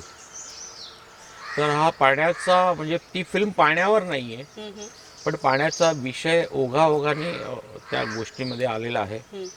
एक स्त्री जिचं नवऱ्याशी पटत नाही आहे आणि तो अमराठी आहे, मराठी भाषिक आहे. एका सर्वेला निघतात, म्हणजे ते काही दिवसांनी घटस्फोट पण घेतील, त्यांना 6-7 वर्षाची मुलगी पण आहे. आणि एका पाड्यातून सर्वे करता करता त्यांना त्यांच्या आयुष्याचा अर्थ कळायला लागतो. वा. आणि अशा परिस्थितीत म्हणजे ती तहानेने व्याकुळलेली आहे खूप. पाण्यामध्ये पाण्याचा इतका बिकट प्रश्न आहे की कोणी पाणी देत नाही, कोण वस्तीपासून खूप दूर आहे, ते त्यांना पाणी मिळत नाही, ते अडकत आहेत तिथे, ट्रॅप होत आहेत. आणि ते पाण्याच्या दिशेने शोधायला निघतात, जितकी पायपीट जवळजवळ 7 ते 8 तास आहे तेव्हा ते पाणी मिळणार आहे. आणि तो जो मधला जर्नी आहे त्याच्यामध्ये ते एकमेकांना ओळखायला लागतात. आणि ज्या वेळेला ते पाण्याच्या समोर जातात तेव्हा एक वेगळंच काहीतरी घडतं. मग त्यांना आयुष्याचा अर्थ सापडतो, आणि त्याच्याबरोबर हेही सापडतं की तिने ते काम सुरू केलेलं आहे, ते आता आपल्याला पुढे न्यायचं आहे. या नोटवर तो सिनेमा संपवणार आहे. ती वाट त्यांना गवसते खरी तिथे गेल्यानंतर. असा एक सिनेमाची आमची तयारी चालू आहे. गेली 2 वर्ष त्याच्यावर काम चालू आहे. वा. अजून 2 वर्ष पण जातील, सांगता येत नाही. नाही, आणि तेवढी खोली असल्याशिवाय तुम्ही ते करणार नाही हे आम्हालाही माहिती आहे. कारण तुमची प्रत्येक भूमिका करताना तुम्ही ती अभ्यासपूर्ण रीतीने, जे मी पहिल्यापासून म्हणत आली आहे ते आत्ताही त्याच्यावरती मी ठाम आहे, त्या अभ्यासपूर्ण रीतीने प्रत्येक भूमिका केली पाहिजे. दुसरा एक सिनेमा करून तयार झालेला आहे, पण बघा की आपल्याकडे अशा वेळेचे सिनेमा करण्यासाठी कोण धाडस करत नाही. बरं. रामभाऊ इंगोले म्हणून नागपूरमध्ये आहेत, आणि वेश्यांच्या मुलांचं संगोपन करतात. कामातून गेलेली मुलं, म्हणजे त्यांच्या जवळ पण जाऊ शकत नाही, इतकी गलिच्छ, खाण्याडी, असंस्कारी, अर्वाच्य. आणि त्या सगळ्या मुलांची वस्ती त्यांच्या आयांची उठवल्यावर ते उघड्यावर पडतात. आणि एक राजकीय नेते त्या रामभाऊला सांगतात की याची जबाबदारी तू घे. तो म्हणतो माझं काम नाही, माझं काम एकच आहे, समोरच्याला ठोकणं, तर मी हे काम करणार नाही. तर ते स्वतः गुंड होते, आणि त्या अशा व्यक्तीवर त्या मुलांची जबाबदारी पडली. पण ते फार अवघड होतं. म्हणजे त्यांच्यासारख्या माणसाला पण वाटलं की यांना पाळूच शकत नाही आपण, आणि यांना काही संस्कार देऊ शकत नाही. पण एक अशा घटना बारीक बारीक घडतात, ते त्या मुलांना जवळ जेव्हा नेतात तेव्हा तेव्हा त्यांना असं वाटतं की नाही, हे काय बरोबर नाही, यांना पहिलं शिकवलं पाहिजे आणि संस्कार केलेच पाहिजे त्यांच्यावर. आणि त्यांच्यावर संस्कार करायच्या आधी ते आधी स्वतःला बदलतात, आणि त्याच्यानंतर त्या मुलांना बदलायचा प्रयत्न करतात. तर त्याचा एक अख्खा जर्नी आहे. वारसा या नावाचा फिल्म मी डिरेक्ट केलं आहे, मी त्यांचं कामही केलं आहे. आणि अत्यंत उत्कृष्ट परफॉर्म केलेली 6 मुलं आहेत, ज्यांना आम्ही जवळजवळ 2500 मुलांमधून शोधलं आहे. म्हणजे ती त्या वस्तीतलीच वाटावीत. पण ते 4 वर्ष 5 वर्ष झाले तो सिनेमा तयार आहे, पडून आहे. आता निर्माते मंडळी आमचं म्हणतात की आम्ही त्या व्यवसायात नाही आहोत, आम्हाला त्यातलं काय कळत नाही. तुम्ही बघा, सिनेमा उत्कृष्ट झालेला आहे, आपल्याला त्याचे पैसे नाही मिळेल तरी चालेल, पण हा सिनेमा लोकांपर्यंत जाऊ दे. नक्कीच. पण अजूनपर्यंत कोणी तो करायचं धाडस करत नाही. तो सिनेमा म्हणजे मला श्वास नंतर ती कलाकृती उजवी वाटते.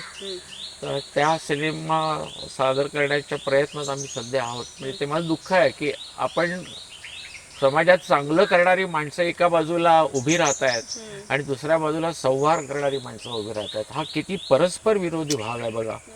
तर ही वृत्ती आणि मानसिकता बदलेल तेव्हा आपलं देश सुधारेल असं मला खरंच मनापासून वाटतं. बदलेल. आपण त्याच्यासाठी विश्वास ठेवूयात आणि निश्चितपणाने ती आनंद वाटेवरती तुम्हाला गवसेल कोणीतरी.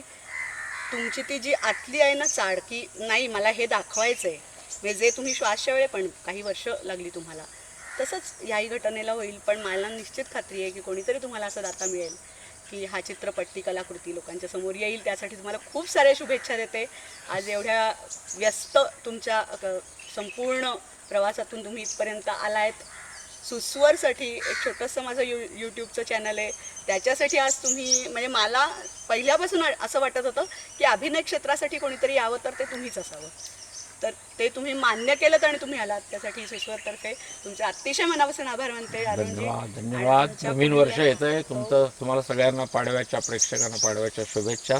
या नवीन वर्षातून काही काही चांगलं घडू दे समाजामध्ये आणि हे नक्कीच. संपूर्ण जग सुंदर आणि आनंदी होऊ दे. वा वा, नक्कीच नक्कीच.